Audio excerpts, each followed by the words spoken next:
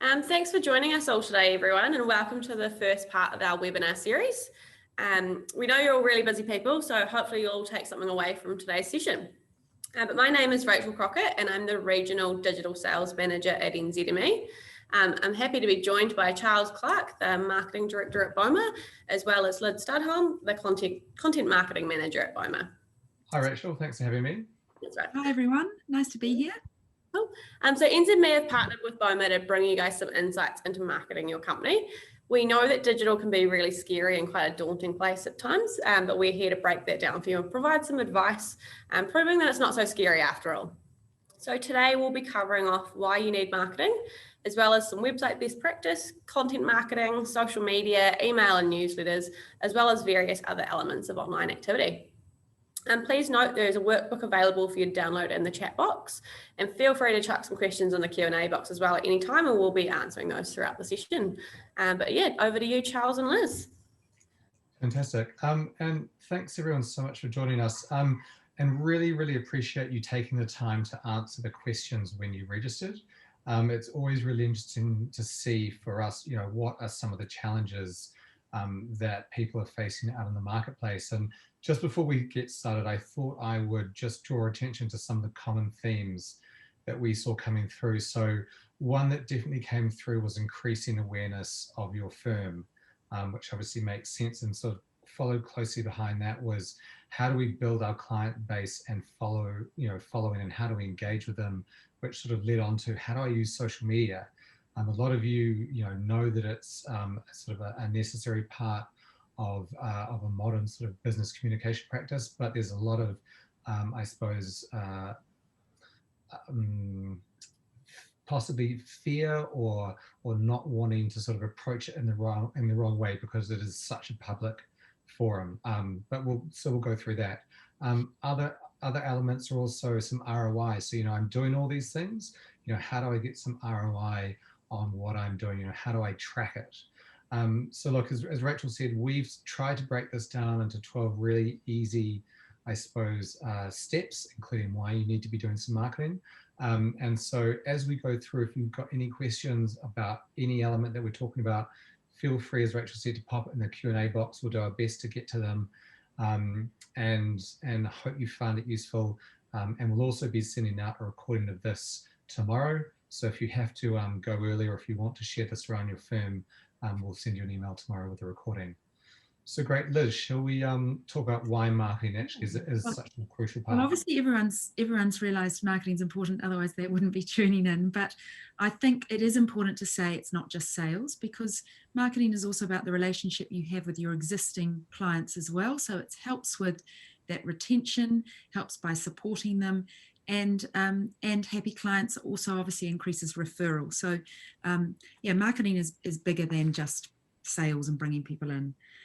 It does position you as the obvious choice. We don't choose a lawyer just on the basis of one post or anything. We think about things. It's a longer decision. So it positions you in people's minds as the obvious choice when they're ready for your services and they're ready to engage you. And it also links to your overarching strategy. So whether it's, your marketing is going to be based on whether you're wanting to grow, whether you're wanting to grow clients or grow your profit from the existing clients you have, build awareness of other services that you have that people don't realize. And the final thing, of course, marketing's changed. It used to be that it was enough to buy a listing in the yellow pages or an ad in a local paper, but that's all part of a bigger picture now, and there's a lot more places where you need to sort of think about. The good thing is that a lot of those channels are places that you control. You control your website, you control your social media pages, and so in some respects you really control the messaging that you can put out there. It is also immediate. You can test things. Although that can be a bit scary, it also means that things, something that you do yesterday, you can continue on and build on that the next day. So you're not necessarily wedded to one massive campaign that you can't change. You've got a little bit more flexibility. And you can overcome geographical barriers. So never before have small business had quite the same tools that big business had, where you can say, I can provide services remotely to people in, whether it's in the South Island or whether it's in another country where you might want to, stretch beyond your geographical people that will visit you at the firm. Mm. So this slide is really, look, when you're perhaps the old days where you might go to an ad agency, they would say, what's your marketing plan? Not many people have time to write a big marketing plan. It's obviously a really valuable thing to have because it does really nut down what you're wanting to achieve and the steps that you're going to take to achieve that. But I would say before you start, just ask 2 questions. And the first one is, who is your ideal client? Who do you want to talk to? As soon as you know who you're talking to, so many things will be simpler. You'll know how to talk to them, what to talk about, what their challenges are, their needs, etc. And where to talk to them. Are they more likely to follow you on LinkedIn? Are they going to maybe be a Facebook, someone that follows you on Facebook? And then finally, my phone is ringing in the background. I'm just going to put that over there. Why would they choose you? This is really what makes you a better choice than a firm down the road. What is the thing that makes you different? It doesn't necessarily need to be the services you offer. It could be the way you work with people, or it could be that there are specific partners in your firm who have a reputation for certain things. So yes, specialisms, expertise, your client care. Once you know those answer to those 2 things, every marketing decision will be easier because you'll come back to, we need to remember to communicate this message because we're trying to build our reputation in this area to these people. Mm. And to the answer that people gave about the lack of time, if you do the work early, it will save you lots of time down the track, because every time, as Liz said, you sort of, why should we do this, or what channel should we use? You can refer back to these 2 questions that you spent some time on, maybe with your partners or sort of with other people in your firm, and that can be your sort of your guiding principles. So in terms of, let's sort of start at the first place that you control. I mean, obviously, other than your office itself, and that's really your website. And these days, you have to think of your website as sort of your virtual shop or office window. And the research out there is that it only takes 1/3 of a second when someone lands on your website to make a first impression. So really, it is absolutely critical that you think about how appealing your website is. It doesn't matter how good a law firm you are, if the impression on your website is old-fashioned or not up to date, then people will be put off, and that's a real shame, because you may have lots to offer, but they may not even get around to the point of reading your blog or picking up the phone and calling you to find out. So looks matter, and other things like navigation and awards and accreditations. And the example that we've used here is the law firm of a partner of ours in Australia, and I chose these guys because A, they're not in New Zealand, so I thought we can safely talk about them without stepping on anyone's toes here.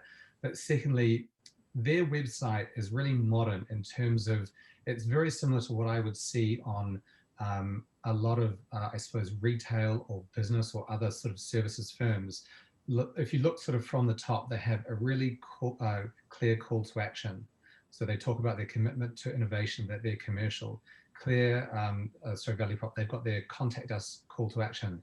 Then they go through and they have a very nicely sort of highlighted element of all their clients. So some big names in there. And then they also have their awards. So it's all just very clearly and easily starting to build trust, build credibility, tell the viewer what they're about and why they should maybe learn more.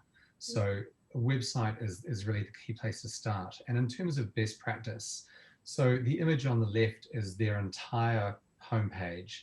And the reason why I've taken a screenshot of it is that when it's all sort of extended like that, you can see that it's actually divided into very clear sections. And each section tells one story. There's no point having sort of an endless scrolling homepage where the messages are jumbled up and it's really hard for the user to understand it. So you can see here, starting from top to bottom, they go from section to section, often using imagery and different colors to delineate where the sections begin and end. They also make sure to have regular updates of content. So they have testimonials and case studies. They use video. They have their services outlined.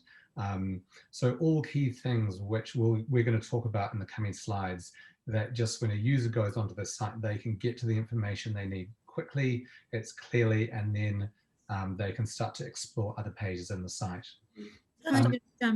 Oh, sorry, Rachel, you're probably going to jump in. Just on that, so I think one thing I always talk about with website design and stuff is a website is essentially your silent salesperson. It's working for you 24/7. So whether or not someone's doing a Google search at night to come through to you, this is your silent salesperson. It's there to help convert those end users to contact you and kind of sell them across before they actually get to physically talk to you. Yeah, and I think you need to think of really one audience, and that's your clients and prospects. But you do have another audience, and that's Google. But if you do the right job by your clients and prospects, you'll do the right job by Google. What you need to think about, and that fifth bullet point down there is about keywords. Keywords are the things that people type into the little search bar when they're searching for you or your services online. So think about those things that they're searching for. Is it that they're searching for commercial leasing advice or employment law or whatever your specialism is? Make sure you cover those keywords naturally in the copy of your website, because you're then more likely, as the search little robots go out and search for content to fulfill that search query, you're more likely to appear on that search engine results page. So think about your audience first, but knowing that in doing that, you're going to also answer Google's requirement for providing relevant, good quality content to people. I hope that makes sense. Yeah, and look, and on that, the point about Google, and we will go into a bit more detail on this. A couple of other elements are, the speed at which your website or the page loads, and the fact that it really should be, I suppose, it should work naturally on a mobile device. So Google takes these into account when it ranks your website, but also the user will also take it into account. So if you've got a page that takes 2 or 3, 4 seconds to load, they may well just click away. And also if they're looking on their mobile device, and the majority of people these days are looking on mobile devices, if it comes up and it's not laid out properly with clear buttons at work, again, it's just a slight negative mark, and it just makes it more difficult for them to experience all the things that you have to offer. So yeah, make sure it loads quickly, make sure it works on a mobile device, are two key elements. And then the last point, which links into the next slide, is social proof. So you guys have clients, and what we're going to talk about next is really getting those clients to promote you. So obviously way more powerful for someone else to sing your praises than you to sing your own praises. Think about the clients that are happy, or they may have already written things to you that you could take a quotation from and use. If you haven't got that, ask permission from them. Ask them if they'd be happy to write a one-liner. You could potentially put that out if you did an annual survey using SurveyMonkey or something like that, and ask people to have some fields in there where people can make their own comment. Once you do have those quotations, really powerful if you can add a photograph, so that you can then add that authenticity and use those, get permission to publish and use them on your website, on your social media pages, in your emails. That's extremely powerful, particularly for a professional services firm. We're often wanting that kind of sense of someone else has recommended them.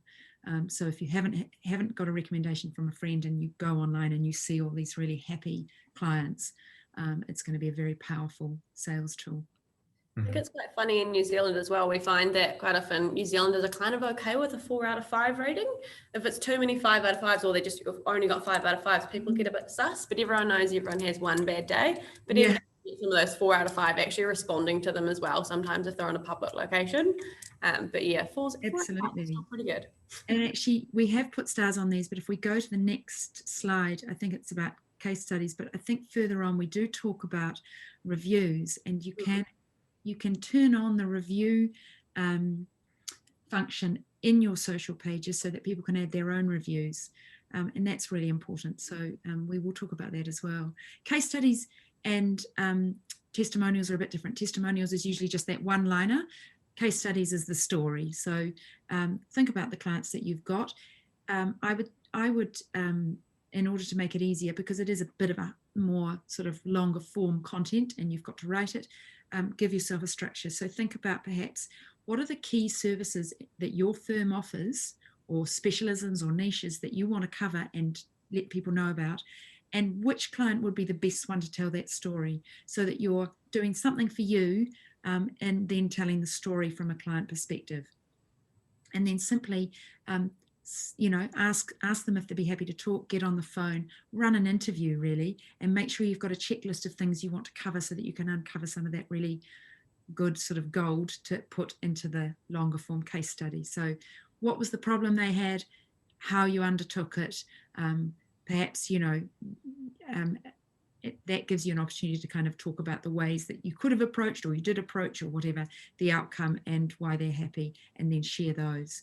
And you could share those in your own website as a blog post. They may also want to use it and share it on their own website if that's appropriate. And you can also, I mean, a lot of the things we're talking about here, so testimonials and case studies, they can also be shared physically. So if you have a client meeting, you could always hand out a sort of a printed testimonial, or you could have them in your office so people can sort of read them when they come in. There's lots of, so we're talking obviously a lot about the digital side of marketing, but all the content and resources that we're talking about, you can translate them and repurpose them to the physical side of things as well. Mm. So we talked a little bit about Google, and that SERP acronym means the search engine results page. So that on the right hand side is exactly what happens when you, I think we must have typed in, you typed in Legal Vision Australia, but if you were to type in, say, law firm Auckland, what's going to come up there? Keywords, think about your readers first, and your search engine, the search engines want to find the best result they can based on that search. So they're going to use their algorithms to rank websites on a number of factors. And it's complicated, and it's really worth having an expert that can help you on that. But there are some key things that you can think about adding to your site. So having a really easy to navigate web page, as Charlie said, make sure it's mobile responsive. So there's a mobile friendly page, which means that when you go to the site, it's very narrow and there's lots of clear space on either side. Mobile responsive means that if you view it on a desktop, it's wide. If you view it on a mobile, it's narrow. I think we've got a blog post on our Boma website that's worth reading on that. Also content, whether it's new and relevant and being added to, it's high authority, and there's maybe links to other, whether it's an accountant or some other person that is providing authority kind of, I guess, stamp to your website. So lots of things that you can do on your website to help your optimize your website for search. And a lot of these also should be related. So some obvious ones would be, you want the fact that you're a lawyer, you want your location or sort of geography, you'd want any specialisms. So maybe you specialize in IP or commercial contracts or information technology. All the things that you specialize in, ideally you would have on maybe your services page, and then the services page would link to individual pages. So all of these opportunities to keep on using those keywords, and then you can sort of build out the keywords. So you say, look, these are our core keywords in terms of, brand name, location, maybe names of your partners. And then you can say, what are our specialities? And then you start to sort of broaden out sort of a third group, which is supporting those sort of those sort of core keywords. And you'll find, as we'll talk about in a minute when we talk about content marketing, that it sounds daunting, but when you're actually writing the website, that should all come naturally. And then when you start to write articles and blogs, actually it should just come naturally. And naturally, the natural use of keywords is really, really critical, because Google a few years ago basically said, okay, too many people are basically keyword stuffing, which basically says, I'm going to put the keyword lawyer 50 times onto a page. It doesn't matter if it doesn't make sense, because I'm just trying to fool Google into sending traffic my way. So nowadays it's actually better, because if you're writing natural content and you use a term naturally on a page 4 or 5 times, that's absolutely fine, because Google positions it within the overall sort of content on your page and then on your site. And I think with keywords as well, it can be quite daunting to think of, well, what are my keywords? How do I come up with them? Google's definitely got some tools that can help with that. But also the most common thing I say to people is ask your receptionist or the people answering the phone, what kind of email inquiries are you getting, and kind of use the information that you've got like that in terms of how, you know, the average person just words or, you know, asks your query about your services, to kind of use that as a structure as well. Yeah, good idea. It's a great idea. So content marketing, based on that, the last slide, and that what we're talking about, adding more content to your website, but it's lots of other places that you can add that content. So content marketing is about basically a strategy of producing regular, interesting, kind of valuable content and sort of giving it away, mostly for free, but sometimes maybe in exchange for an email address so that you can add them to an email list and contact them. It could be in your the graphic below shows how broad it could be. So we've talked about case studies, but content marketing could also include infographics, you know, graphically displayed images that show a process. It could be videos where you actually talk straight to camera about new legislation changes. It could be a white paper that you download in return for an email or an ebook, podcasts, etc. It's all about attracting new people in, on things that interest them. It's about them more so than about you, really. Improving your rankings on search, because it's giving, we always talk about Google, but obviously there are other search engines, but Google being the biggest, more things for them to search and categorize. It grows your brand. It strengthens those client relationships because you're helping them and supporting them with more content, and increases referrals, particularly when that content, say if it's a guide to, we talked about commercial leasing. So that was a guide to that, tips and tricks, things to understand and not get tripped up on. You've put that out on social media and that gets shared, then obviously you're reaching a much wider audience. And also, and we're going to talk about this in a minute, it's all opportunities for you to become a thought leader in your area. And I know this is a really critical part.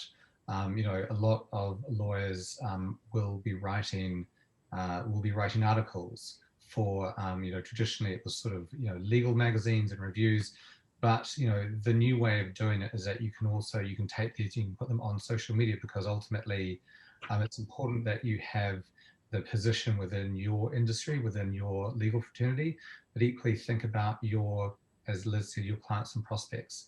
There's a lot to be gained there from being perceived as a thought leader or an expert in specific areas of law that you specialize in. And content marketing is a really great way to start that off. So in this slide, we sort of, what exactly, talked broadly, but I guess there's a few rules to think about that will help you help guide you as to what you're going to write about or create. And the first rule is great content gives first, sells second. So it's that 80-20 rule. Make it 80% about them and 20% about you. So if you're providing a free guide, for example, for anything surrounding perhaps the wage subsidy and employment law, your sort of 20% of the time is going to be talking about how you can help them and what you can do and selling your services. Always think about what your reader wants to know and what they'll find useful.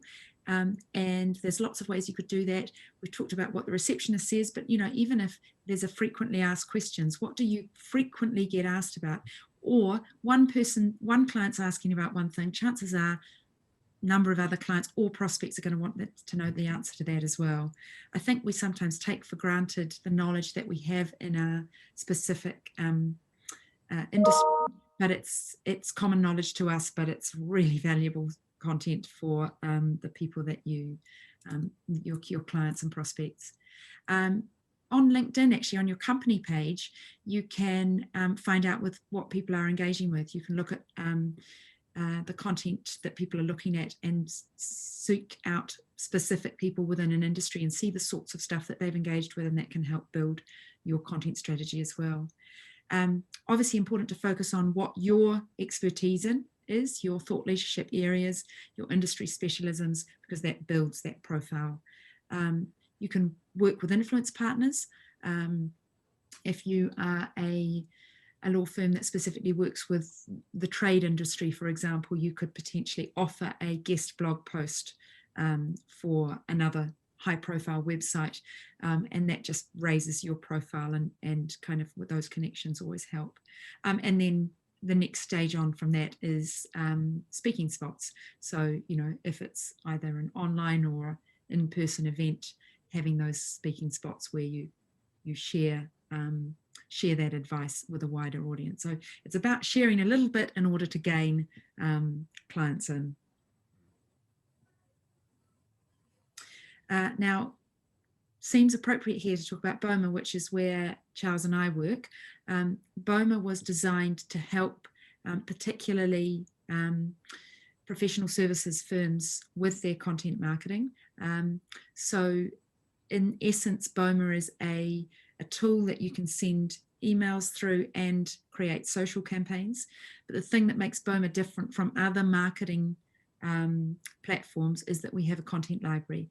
And in that content library, there are over 400 expertly written articles that are updated every week.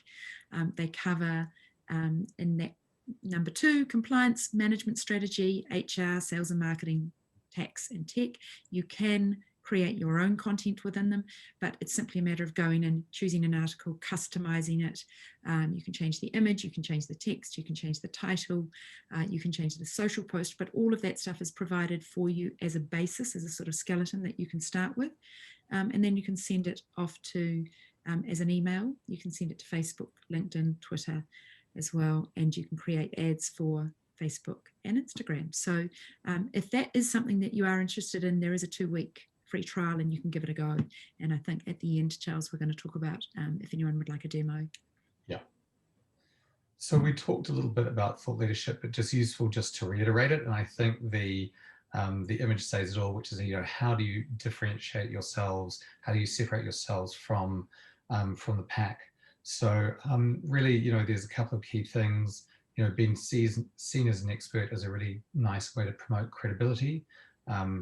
And leadership inspires trust. And then we know that for a lot of clients, especially with legal and other professional services, trust is a major buying factor. And so that's why earlier on we talked about testimonials and case studies. And obviously, you know, we've all asked friends, you know, do you know a good lawyer, or do you know a good accountant, or sort of, or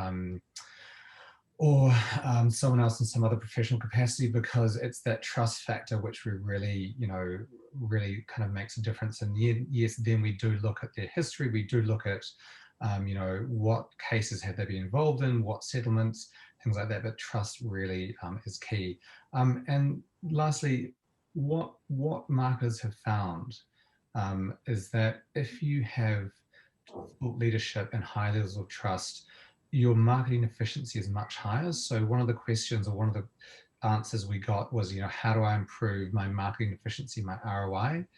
If you are trusted highly, you will find that your dollars go further. And I think a sort of a great example in a negative way is that if you think of any time a large global company, say like a BP, has an oil spill, and they have to spend hundreds of millions of dollars on advertising and marketing and campaigns and PR to get back that trust. And the inverse is sort of true. If you think of like an Apple or a Nike, where there's huge trust levels, there's a real connection, they don't need to spend as much, because, you know, people immediately think, oh, you know, who am I going to use for my computer software, or I need a new pair of running shoes. Nike and Apple are the trusted brands, and you have to think of yourself a little bit like that. You are a business, you are a company, and even though you're selling legal services, you have to think of yourself as having a brand and thought leadership, and there's a place for you to play in that. And I think you're probably aware, if you look at the very, very largest firms, they definitely spend quite a lot of time working on that through the activities that they do. But that doesn't mean, as we've said, that you can't do it in your area, in your community, in your town, in your specialty, just as effectively, even on a small budget, which is obviously what we're talking about today. So social media, and this was one that a lot of you brought up. And look, and we appreciate that it's not just email, it's email. Social media, we're talking about at a very minimum, LinkedIn, Twitter, Instagram, and Facebook. And obviously there are more channels out there, but those are the main four. So look, they're all slightly different, and you can all use them slightly differently. There's slightly different tones. People engage with LinkedIn differently than they would on Twitter or Facebook. So we appreciate there's a lot to sort of to get your head around. But I think the main things that come through is that it's a really great place to, I suppose, build on your online presence. So you've got your website, and now think about, okay, my social channels are in support of that website. So they're places, and you can see here with Legal Vision, they've got their brand, they've got their logo, they've got all the sort of the key contact information on the top image.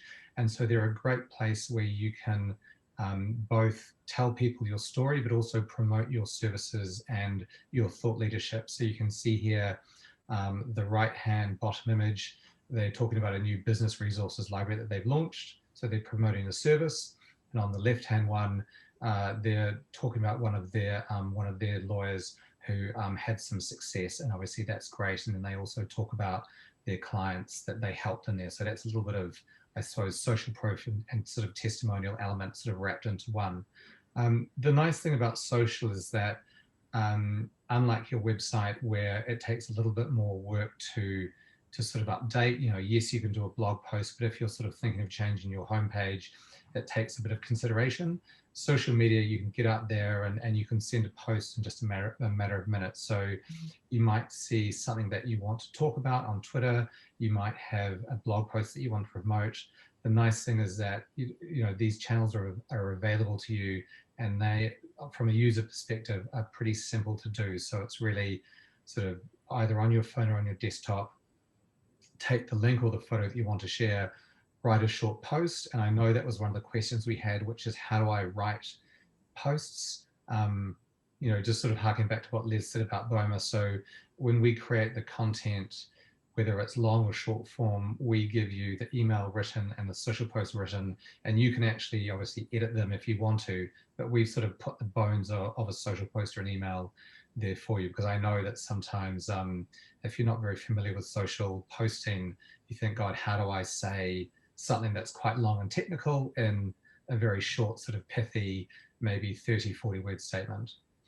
Other things that we've talked about are that it's a great opportunity for you to reach new audiences. So not all your audiences are going to be available through email. You might find new people through social networks. So whether maybe you're advertising your firm or specific niches who, if you're after a young retail audience, you might be a lot on Instagram. Whereas if you're sort of after, we know that tradies particularly, they are hugely active on Facebook. So if you sort of go back to what Liz said, who are we trying to target? And then you can sort of think, okay, where would I find them? What social networks would be appropriate? And if you're not sure, go and check out some of your current clients and see where they are, because if your current clients are on maybe all on Facebook and LinkedIn, but not on Twitter and Instagram, it's a safe bet, as least as a starting point, that you could say, right, we're going to concentrate on LinkedIn and Facebook, because that's where most of our clients seem to be active. One question we often get is like, great, I've got my social profile, how do I get people to follow me? So there's a couple of ways. So you can invite your clients, and the pitch there is really, follow me on Facebook or LinkedIn or any of the other social networks, because we post regularly, and it's going to be useful for you. You're going to see what you're up to. We always put sort of out things that are going to benefit you in your business. When it comes to other people, whether they're business connections or colleagues or friends, it's all worthwhile building blocks. And so, you know, at the very first sort of element, if you've got only a very few followers, start with those groups, and then you can think about, okay, I'm going to prospect for different audiences. And Rachel, we can talk about that when we talk about advertising. I think the thing on that is that it is important that you don't use a personal Facebook page or LinkedIn page. You can do, particularly for Facebook, make sure you open a company page. They're different. They have different functions. So on a personal page, you asked someone to be friends with you. They're friends with you. You share your birthday, your relationship status, those sorts of things. But a company page, people can follow you and unfollow you. There's none of that sort of privacy sharing things. You've also got the ability to advertise. So yeah, a company page is a really important distinction from a personal page. And also on a company page, you can ask people for reviews of your business, whereas you can't on a personal page. A couple of other elements, you know, you obviously you don't want to be, you know, social is all about being social. So you can't sort of be an island. So, you know, link up with other pages, whether they're your clients' pages or, you know, the Law Society, maybe organizations that you belong to or that you have clients in. And it's also a really great place for you to see what other people are doing, you know, get intelligence and information on changes affecting certain industries that might help you then when you're going out to your clients, say, look, I noticed that this is happening, you know, this is affecting your industry. That's why we're coming to you with this solution or idea. And, you know, so it's not just you telling people about yourself, it's you also using it to find out what is happening out there in the marketplace. Social's changed so much over the last few years. It used to be everyone just wanted to put up a page and just see what happened and put up content and see what happened. Now, like with Google and search results and stuff like that, how that's more about the relevancy side. Social is definitely about relevancy, but even more with that authenticity. So getting those genuine connections and genuine engagements from people. So that's why if you're, you know, targeting the right kind of people and you know your audience and what they like to read and engage in, that's only going to help you. So that all sounds great, but, you know, how does one sort of go? How does one go about it? So Rachel talked about authenticity, and this is really, really critical. You sort of can't have one tone and one sort of persona on Facebook or social channels, and then they come and meet you and they're completely disconnected, because that's quite jarring. And also from your perspective, it's quite difficult, you know, to try and be sort of two people. So whether you're using it, whether you're commenting on your sort of from your own personal page, but on your company page, or you're sort of putting out, you know, your boosting things that have happened on your company page, and also on your company page, have an idea of what your tone, what your sort of persona will be. And because especially if it's just you running it, it makes it easy because you can be consistent. But if you have a larger firm and you've got maybe a couple of people involved in the social side of things, or at least occasionally being involved, it's kind of helpful if they know, you know, that, you know, we're clear, we're direct, whatever sort of key elements that you want to take forward to your clients. In terms of getting sort of involved and out there, like, how does one do it?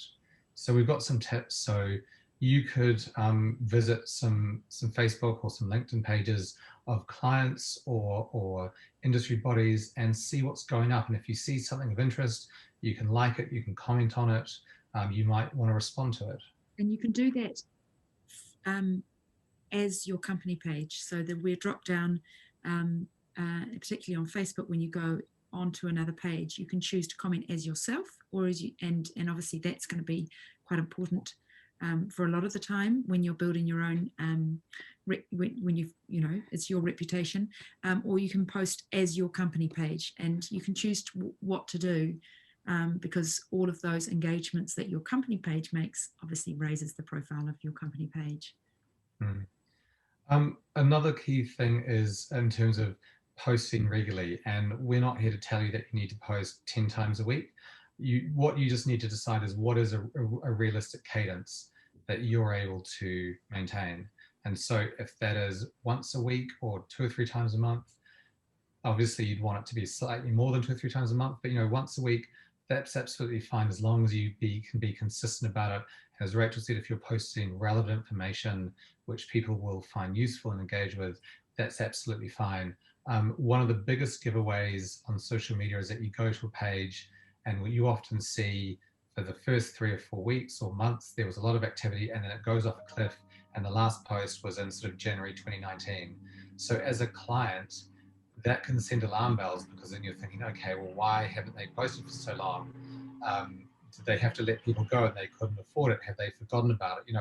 Just the message it sends is that you're maybe not necessarily sort of covering all the bases. So as I said, just be consistent, whatever that is sort of whatever that means for your firm. The other side of things is that hopefully you're going to get engagement from your post. So whether it's a like or a comment, the nice thing is that if you do get a comment or a like, engage with that person. And maybe it's just something as simple as a thumbs up emoji, or maybe you want to thank them for the comment, or maybe there's the opportunity to take that comment and to turn it into something a bit more of a meaningful conversation. And that can still stay on social media. Maybe in the future, next time you speak to them in person, you can sort of reference it. But it's really important that any time that you get engagement, that you do acknowledge it. And that's especially true if it's negative. And look, every business has had, that one client or someone who, rang up and no one answered the phone, and they go onto social media and they gripe about it. The worst thing that you can do is delete it or ignore it, because the message it sends there is that you're not willing to listen to what people have to say. And oftentimes when people do have those sorts of comments, it's amazing what they can do from a sort of PR perspective by engaging with it, even if they don't necessarily solve the problem amazingly to that person's sort of highest expectations. Everyone else will take notice of it, and we'll see that you made effort to try and fix that problem. And that's really what people want from their lawyer or their accountant or other professional service provider, is someone who will go to great lengths to try and resolve an issue for them. It's true. I think that just last thing on there, Charlie, was hashtags. Oh yes, yeah. Let's go back. So if you're not familiar with hashtags, it's basically it's a short word, no gaps, no punctuation, with a hashtag in front of it. It's like a miniature search engine. It groups conversations together, and that's why it's often used for events. We've put Xero in there because Xero do so many events. When they do an event, they have Xero Roadshow, and all the conversations that are happening around that, if they use that hashtag, then that conversation is grouped. And it did start, I think, with the San Diego fires back in the 80s or something. Someone invented this idea that would help journalists find all the information about this one particular event. That you can start creating your own hashtags for your own law firm, or it might be that you hashtag based on, the specialisms within your firm. So that when people are searching for advice on those specific services, they might search that, and those hashtags will, you can search hashtags in social media as well. So whether it's an event, topics, business name, or others, think about using hashtags. You don't need to add heaps, but 2 or 3, and if they're really relevant, and broad ones less so, like hashtag law is not going to probably get you anything, but if it's a specialism, then it's going to be more powerful.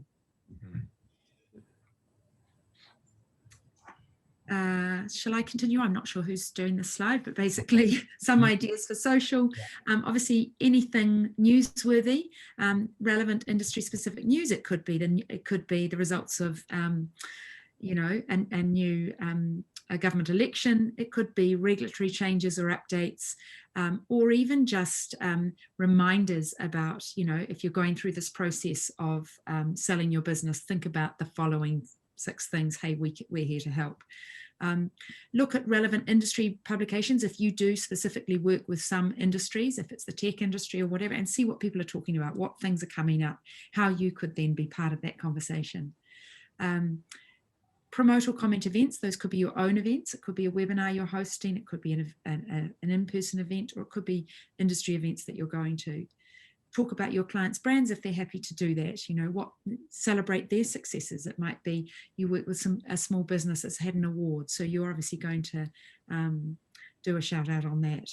And share news about your firm, whether it's new staff members, whether it's some other maybe awards or things like recognition awards. It could be something that you're doing for the environment, or something that you've decided to take one day off and make lunches for, you know,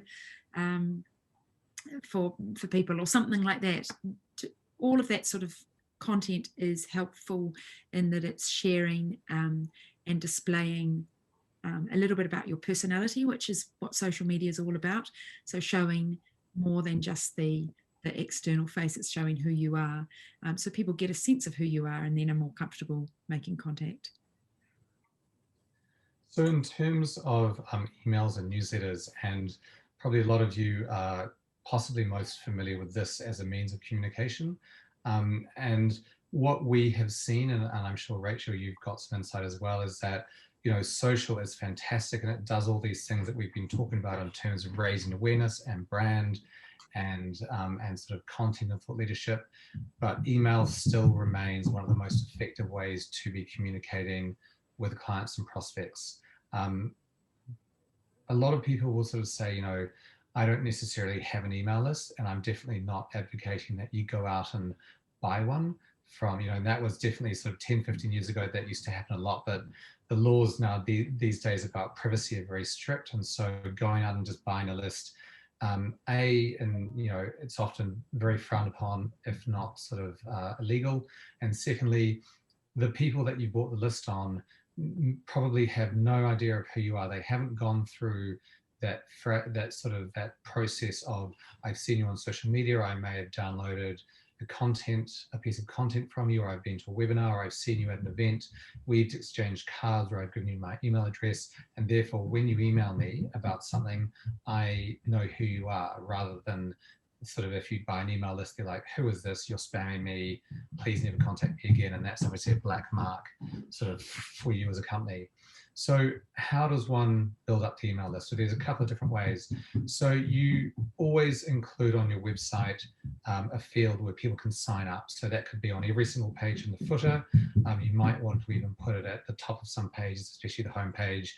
And that's just, you know, where people can sign up to your newsletter or to get more information. Also put it in your email, in your emails. So in your day-to-day emails, you could always have a link in there that says sign up for our newsletter, and also on your social pages. Again, make sure that you give people the ability to sign up for those. We talked about a little bit before about, you know, if you're hosting an event or a webinar, or you're giving a value exchange, so you're giving them the opportunity to download. I think Liz said it was on commercial leasing, so you can gate that, and by gating we mean that to get the valuable piece of content, they need to enter in their email address and name. And so that's a really fair value exchange, and people these days are very used to doing that. They're very comfortable with it, and it really works for both parties. You know, you get their email address and you've got the permission, and they get the valuable piece of content relevant to their situation and to their business. The other thing to do is to segment your list on your database. And this could be, you could start off quite basically. So you could say, look, I'm going to segment into two lists, and that will be my clients and my prospects. But you could go further and you could start to think, you know, do I have clients that have specific needs or have used specific services in the past? Do I have some that are individuals, so we represent them individually, or others that are businesses? So the idea here is that you segment them so that when you send them an email, you send them something that's highly relevant to what their needs might be. So rather than sending something on commercial leasing to everyone, you send it to your clients who have used your commercial leasing services in the past, or maybe have downloaded a commercial leasing piece of content. So in terms of what to write about, really important to think about why you're emailing them. So there's no point just sort of going out and emailing and sort of just, oh, I'm here to just update you and I don't really have anything to say. Think about what is in it for them. So Liz mentioned earlier, about the give first, sell second. So when you're emailing them, if it's in a newsletter, make sure that it is packed full of things that were going to be useful to them. So you might want to include a couple of your recent blog posts. You can include some firm news. You might want to include some opinions that you may have written for sort of legal websites or publications. The key here is that you really have to make it high quality content, because every time they open your email, and that's called the open rate, they're basically saying, I believe that what you're about to tell me is going to be useful. And if they open your email, and it won't happen the first time, but if they sort of open 4 or 5 emails from you and the content is just less and less relevant, then they're going to be less and less likely to open your future emails. So yeah, quality always beats quantity. Yeah. So a couple of tips in terms of designing your emails. So we talked about that open rate, and the reality of emails is that the first thing that they see when they open their inbox is who's it from and what does the subject line say. And unfortunately, you might have the most interesting email content once they open it, but if you don't have an engaging and impactful subject line, they'll probably ignore it, because look, I think the average emails that we receive per day is sort of above 100. So if you've got 100 emails coming in per day, a lot might be from, from their customers, from their family, their friends. You've got one chance to get them to open it. So that subject line is really, really critical. Like if you think of on the newspaper sites and on the magazine sites, and they refer to these as clickbait, but what they're doing is making the subject line so intriguing, the headline so intriguing that you're like, oh, I got to find out what that story's about. And a note to that: avoid the full clickbait where when they open it, they don't get what they promised, because they'll never click on your emails again. And also think about the thing, make it the last thing you do. So write your email, and if it's a newsletter, try and stay away from December newsletter, because that's not telling them what the benefit for them is. But think about the one thing in that email that is important. So new legislation on this or something. It may be the bottom thing in your email, but it's the one thing that you think is going to be the most important reason for them to open the email. So that's why I always think it's worth writing it last. Make it relevant, make it about the stuff that you're sending them, but make it the most important thing. And then the last point on this is, don't imagine that your readers will know exactly what it is that you want them to do. So if you want them to read more, have a big read more button. If you want them to give you a call or download something or go to your website, make it crystal clear. Because you'd be surprised, especially when people are reading something on their phone and they're scrolling through. You really have to make it super clear exactly what you want them to do. Otherwise, you might be surprised that you say, look, we're having an event, or we're doing a webinar, or we've got this new piece of content, and then you don't get any signups because you just expected that they would sort of click on a tiny little hyperlink. You need to make those really bold and need to make them clear. I'm just aware of time, so we're just going to race through these last few slides. So we couldn't do something on marketing without talking about video. And you can see here in the top right image, video has the highest engagement and the highest use by marketers. It is the most it's the thing that if you have it on social or an email, you're going to get the highest click-through rate. And the great thing is that, 15 years ago, you would have had to employ an agency. These days, you can use your mobile phone to do it. People's expectations of these forms of content is that it doesn't have to be perfect. The production values don't have to be super duper. What you have on your iPhone or your Android is more than enough, as long as you have some decent lighting and something interesting to say for them to engage with it. And there are even some great tools. So at Boma, we use Loom. Obviously, we're using Zoom today, but even on your native desktop or mobile phone apps, they often have iMovie, which allows you to maybe do a recording and then edit it really quickly. And if you're thinking, that sounds great, but what would I do? What would I do these videos on? So you can see here, Legal Vision have a YouTube page in which they have over 1,000 subscribers. And so they're doing they're doing topics on, frequently asked COVID-19 questions, negotiating commercial leases. These don't take them very long to do because they have the expertise and they're already, just like Liz and I, talking about marketing is what we do all the time. So it's not a stretch for us to talk about it for an hour. And they are fantastic, fantastic ways to do it. And you can see here, some of them have got a couple of thousand views, some of them under 100, but those are all opportunities for clients to hear directly from you about a topic which they may want to then come to you and say, look, I want that service. I want you to provide me that service. So it doesn't cost anything, but the opportunity and the reach that video can get is really high. And the nice thing is that you can have it on your website, you can have it on YouTube, you can put it on your Facebook pages, you can put them into an email, you can really you can saturate the environment so that wherever your prospects or clients are, they'll get to see these videos. So, and even if it's a quick tips every fortnight, it doesn't even need to be long. It can be 5 minutes long or less than, something that is quick to engage with and streaming on your Facebook page, for example, and so people can watch it and go, oh, that's a great idea, or that's, I hadn't thought of that, or I must get in touch with them about that, or So we've talked a lot about events today, and obviously you've probably all staged your own live event, sort of an in-person event, but I thought it'd be useful just to touch on online events because obviously we live in a bit of uncertainty these days. People maybe are reluctant to book, a 6 or 8 weeks out in advance, an event and an event space and everything that goes into that, because we don't know, we might all be locked down. Or your clients may not be able to get to you. So an online event is a great way to approach it because it's almost free, or at least it's almost free for you. All you need is a software like Zoom or GoToWebinar, which are pretty cheap. And then everything else is free. It's just your time, but you don't have to hire an event space. It's free for your clients. They can dial in from wherever they happen to be, from their office, from their home, and you can get in front of them.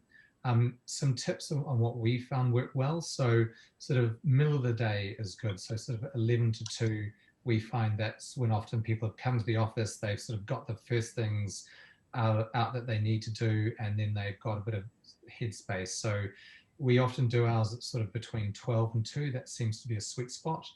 And we usually look at early in the week, so Tuesday, Wednesday. So we often find that Monday, people have got too much on, they need to sort of get their week planned. And by Thursday, Friday, they're sort of already thinking about the weekend. So Tuesday, Wednesday is good. The nice thing about a webinar is that you're not limited by numbers. So on some of our events, we've had 300 or 400 people on a webinar. And you imagine if you were trying to do that live in person, that's a whole lot of cost and admin. Whereas, whether you have 5 and you're doing kind of an intimate webinar or a Q&A with clients, or you're doing a larger one, it's all the same. You use the same software, the same technology, and it's the same amount of call on your time. Also, the nice thing is Rachel's at her office, Liz and I are at both our houses because we're working from home at the moment. You can bring in guests and guest speakers, and they could be in a different town or even in a different country, and to talk about a specific issue that's highly relevant to your users. So it suddenly opens it up, and you can be really creative with your guests in a way that if they had to come, you had to pay for their airfare, or they had to sort of come in from the other side of town, it's just a lot more difficult. So you'll find they actually invite me on a webinar. That's great, I'm there because it's an hour out of my time rather than half a day. So invites and reminders. So we found that this cadence works pretty well, and this would be the same probably for an in-person event as well, but we like to send out the first email invite 4 weeks out, but 3 weeks is okay, and then the second one about 2 weeks out. If you find that something has just come up and there's a massive shift in some legislation, or something has happened and you think, look, I want to do this as soon as possible, and you've only got 2 days, that's absolutely fine as well. Don't think that you need sort of a 4-week runway to do these events.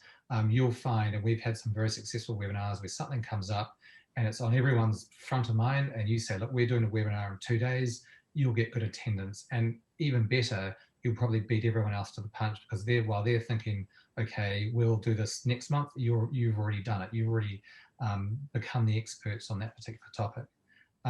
We always like to send a reminder the day before, maybe the hour before, if it's an online event.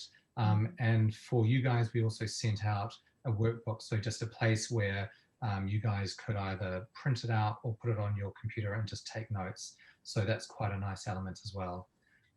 Considering that, you know, for an hour of your time, and obviously time is money, particularly when you're when you're a law firm, for an hour of your time spent giving something, you could get an awful lot in return. So it might be a webinar to discuss and communicate changes in legislation on a particular area of business, and you're going to give a little bit, and then in return you'll get some inquiries for people for you to help and advise.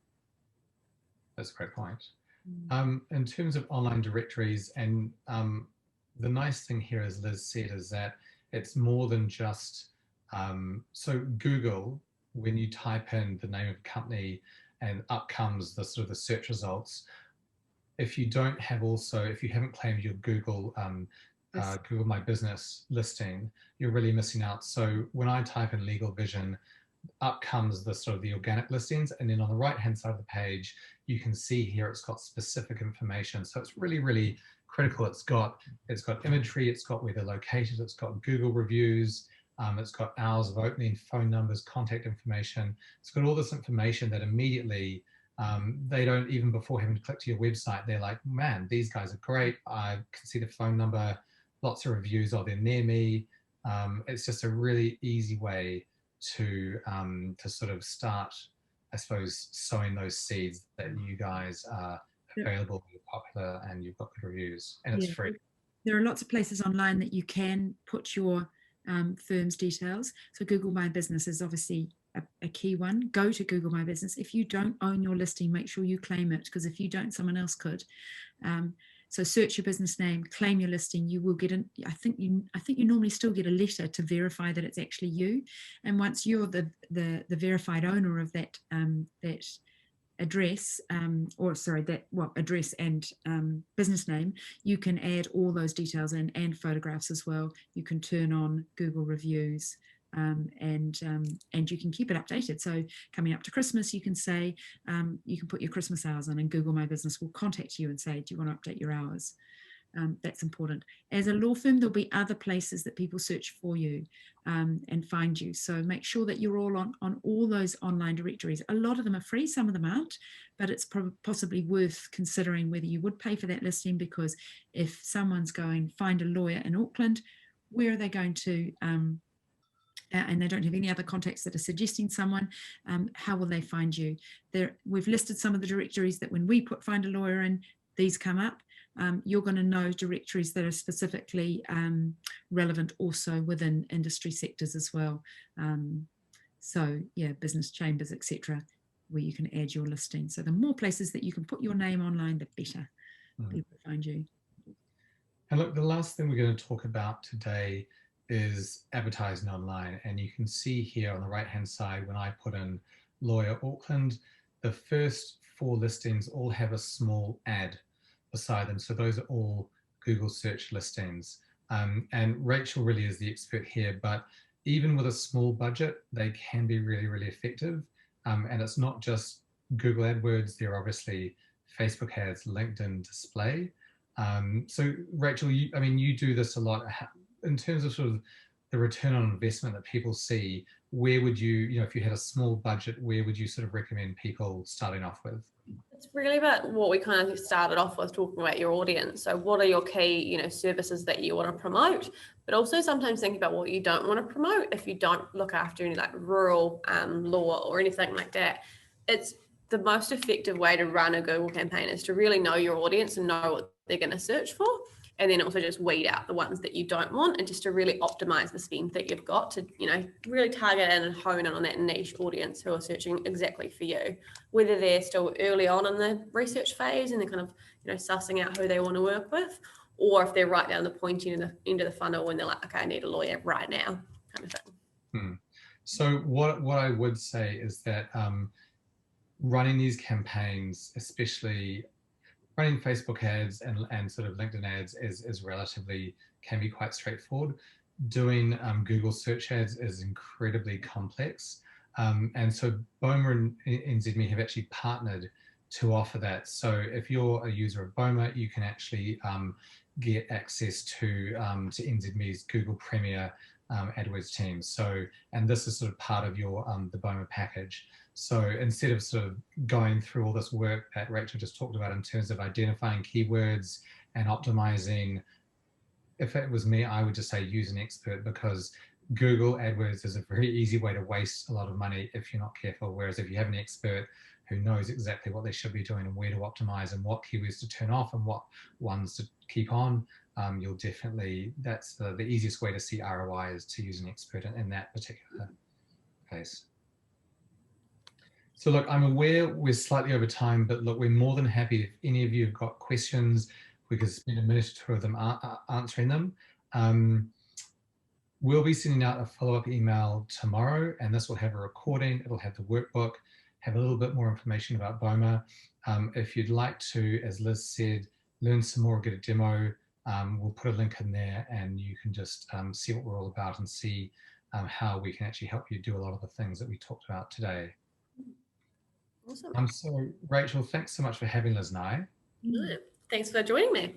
Thanks for going through everything. I hope everyone enjoyed it and took something away. But yeah, as Charles said, feel free to reach out if you've got any questions. And yeah, encourage you to all to have a read through what Charles sends tomorrow. Thanks everyone, take care. Thank you, everyone.